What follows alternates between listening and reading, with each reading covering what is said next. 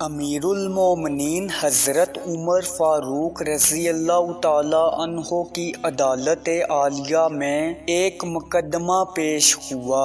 دو خوبصورت نوجوان ایک نوجوان کو پکڑ کر حاضر ہوئے اور فریاد کی، اے امیر المومنین، اس نوجوان نے ہمارے بوڑھے باپ کو قتل کر دیا ہے، اس ظالم قاتل سے ہمارا حق دلوائیے۔ آپ نے دعویٰ سننے کے بعد ملزم کی طرف دیکھا اور دریافت فرمایا کہ تو اپنی صفائی میں کیا کہتا ہے؟ ملزم نے عرض کی، ہاں امیر المومنین، یہ جرم واقعی مجھ سے صادر ہوا ہے۔ میں نے زور سے ایک پتھر اسے مارا تھا جس سے وہ ہلاک ہو گیا تھا۔ فاروق اعظم رضی اللہ تعالی عنہ نے فرمایا، گویا تو اپنے جرم کا اقرار کرتا ہے۔ ملزم، ہاں امیر المومنین، یہ جرم واقعی مجھ سے صادر ہوا ہے۔ آپ نے فرمایا، پھر تم پر قصاص لازم ہو گیا اور اس کے عوض تمہیں قتل کیا جائے گا۔ ملزم نے جواب دیا، آقا، مجھے آپ کے حکم اور شریعت مطہرہ کے فتوے سے انکار نہیں، البتہ میں ایک گزارش کرنا چاہتا ہوں۔ ارشاد ہوا، بیان کرو۔ عرض کی، 3 دن کی مہلت چاہتا ہوں، 3 دن بعد حاضر خدمت ہو جاؤں گا۔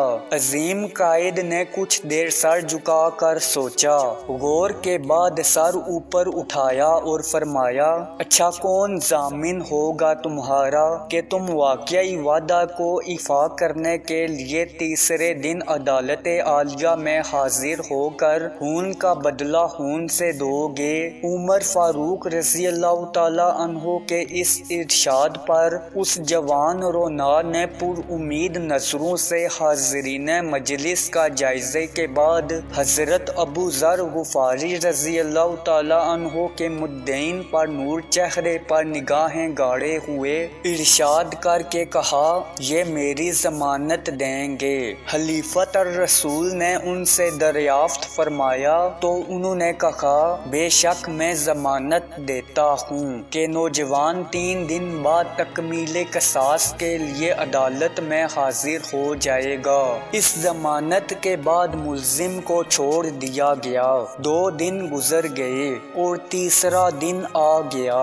جلیل القدر صحابہ اور مشیران خلافت دربار میں جمع ہوئے، دونوں مدعی بھی آ گئے، حضرت ابو ذر غفاری رضی اللہ تعالی عنہ بھی آ گئے اور ملزم کا بے قراری سے انتظار ہونے لگا۔ جوں جوں وقت گزرتا جا رہا تھا، صحابہ کرام رضی اللہ تعالی عنہ کا اضطراب بڑھتا جا رہا تھا، کیونکہ ملزم ابھی تک نہیں پہنچا تھا اور وقت قریب آ رہا تھا اور صحابہ کو اور ابو ذر کی نسبت پریشانی ہونے لگی۔ 1-2 مرتبہ مدعیوں نے بھی دریافت کیا، مگر انہوں نے ہر مرتبہ یہی جواب دیا کہ اگر 3 یوم گزر گئے اور ملزم نہ آیا تو میں اپنی ضمانت پوری کروں گا، پریشانی کی کوئی بات نہیں۔ جب حاضرین پریشانی کے انتہا پر پہنچ گئے اور دہلا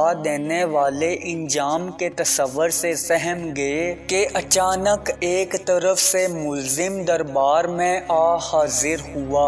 اس کا جسم پسینے سے شرابور تھا، چہرے پر گرد جم چکی تھی، مسلسل بھاگنے سے اس کی سانس پھول گئی تھی۔ اس نے آتے ہی سلام کیا اور عرض کی، اللہ تعالیٰ کا جو حکم ہے بجا لایا جائے۔ آپ رضی اللہ تعالی عنہ کے دریافت کرنے پر ملزم نے بتایا کہ میں ایک امانت والے کے سپرد کرنے گیا تھا۔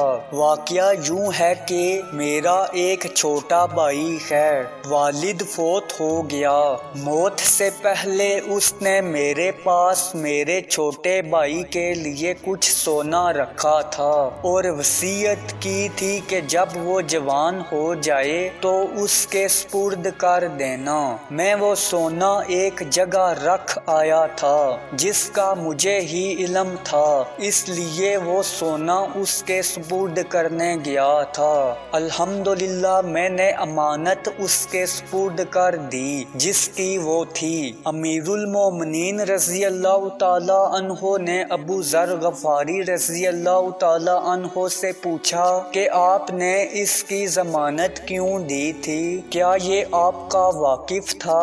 انہوں نے کہا کہ میرا اس سے کوئی تعلق نہ تھا، صرف یہ بات تھی کہ جب اس نے پر امید نگاہوں سے میری طرف دیکھا تو مجھے خیال آیا کہ اگر برے مجمع میں بھی اس کی ضمانت نہ دوں تو کل قیامت کے دن رب العزت کے سامنے شرمندہ ہونا پڑے گا کہ اتنے آدمیوں میں سے کوئی بھی اس کا ضامن نہ بن سکا، اس لیے میں نے اس کی ضمانت دی، حالانکہ میں اسے بالکل نہ جانتا تھا، نہ مجھے یہ معلوم ہے کہ یہ کہاں رہتا ہے، بس اس کی ظاہری شرافت نے مجھے یقین دلا دیا تھا کہ وعدے کا پکا ہے اور میں نے ضمانت دے دی۔ یہ بات سن کر حاضرین محفل اشک آلود ہو گئے۔ مدعیوں نے التجا کی کہ اے امیر المومنین، ہم نے اپنے باپ کا خون معاف کر دیا۔